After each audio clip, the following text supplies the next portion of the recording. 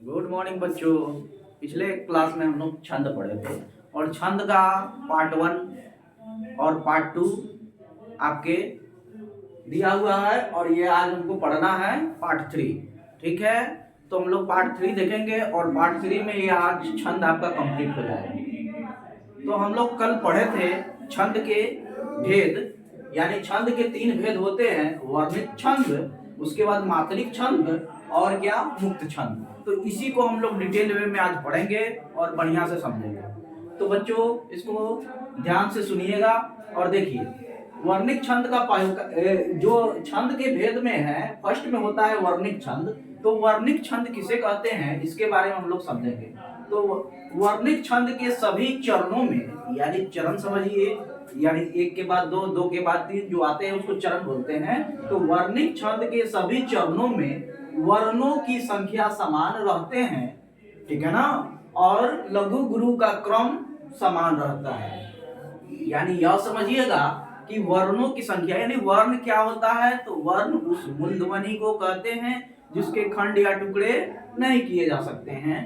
तो वर्णों की संख्या समान रहेगा और लघु और गुरु, लघु का मतलब छोटा, गुरु का मतलब बड़ा, यानी छोटा बड़ा क्रम भी समान रहता है। इसे हम लोग वर्णिक छंद कहते हैं। और प्रमुख वर्णिक छंद, यानी कुछ वर्णिक छंद आपको लिखा हुआ है स्क्रीन पर, उसे समझने का प्रयास कीजिएगा। ठीक है, यानी फर्स्ट में लिखा है परमाणिक।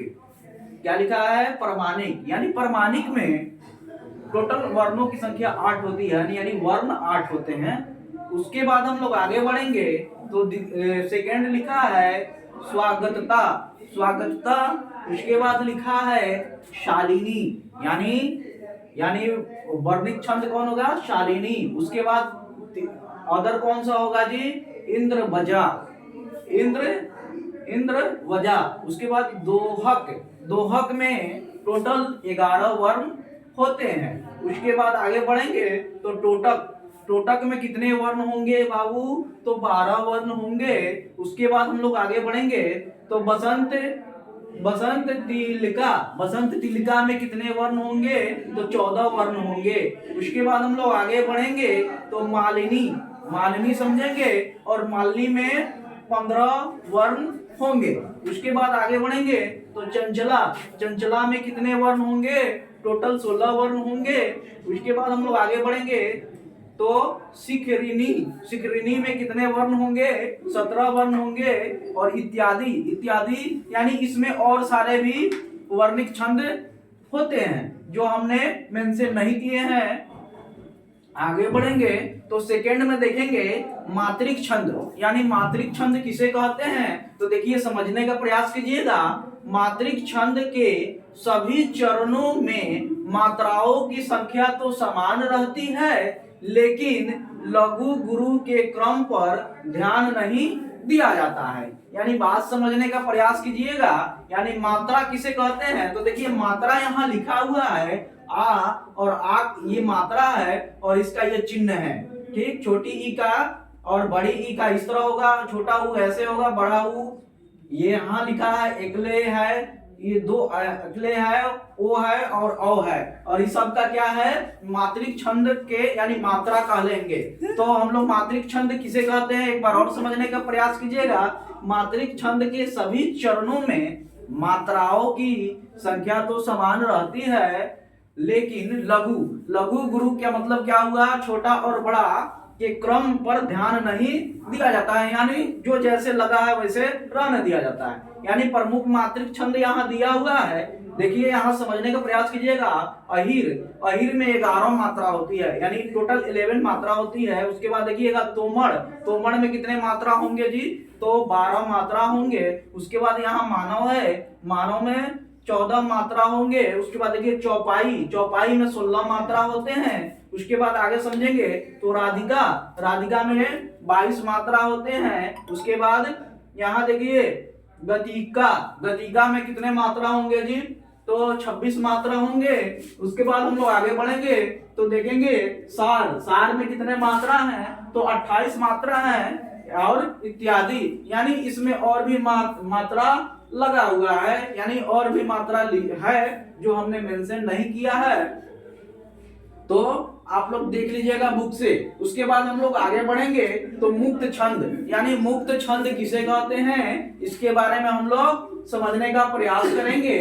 तो देखिए यहाँ समझिए, जिस विषम छंद में वर्णिक या मात्रिक प्रतिबंध न हो, यानी इसमें वर्णिक भी छंद हो और मात्रिक भी छंद हो, ठीक है ना। यानी उसी के बारे में कहा जा रहा है, जिस विषम छंद में वर्णिक या मात्रिक प्रतिबंध न हो और न प्रत्येक चरणों में वर्णों की संख्या और क्रम हो समान हो और मात्राओं का कोई निश्चित व्यवस्था हो, ठीक है ना। यहाँ एक बार और समझिए कि देखिए, वर्णिक छंद में मात्रिक प्रतिबंध क्या हो, यानी प्रतिबंध जो लगा हो ना हो, और प्रत्येक चरणों में वर्णों की संख्या समान हो, यानी प्रत्येक जितने भी चरण हैं उसमें वर्णों की संख्या एकदम समान होनी चाहिए और क्रम समान हो, साथ ही उसका क्रम भी हो वो भी समान होनी चाहिए, और मात्राओं का कोई निश्चित व्यवस्था ना हो, यानी जो जिस तरह है उसी तरह व्यवस्थित ना हो, अव्यवस्थित हो, तथा जिसमें नाद और ताल के आधार पर पंक्तियों में लय लाकर उन्हें गतिशील करने का आग्रह हो। यानी देखिए, नाद और ताल का अर्थ यह हो गया, यानी उसमें शालीनता लाकर उसमें पंक्तियों में लय, यानी हम लोग जिस लय में बात करते हैं उसी में रहने देंगे, उन्हें गतिशील करने का आग्रह हो, वह क्या कहलाएगा जी, मुक्त छंद है। जैसे उदाहरण यहाँ आपको दिया है, निराला की कविता यानी जूही की कली, ठीक है ना, इत्यादि आपको हम मेंशन कर रखे हैं। तो बच्चों क्या करना है, ये जो लास्ट पार्ट है और इसके बाद आपका छंद कंप्लीट हो चुका है, तो इसको क्या करना है, आपको कॉपी में नोट करना है तथा इसको याद भी करना है। तो अब मैं 1 मिनट के लिए आपके स्क्रीन से हट रहा हूँ, इसका स्क्रीनशॉट लीजिए और अपने कॉपी में नोट कीजिए। Thank you.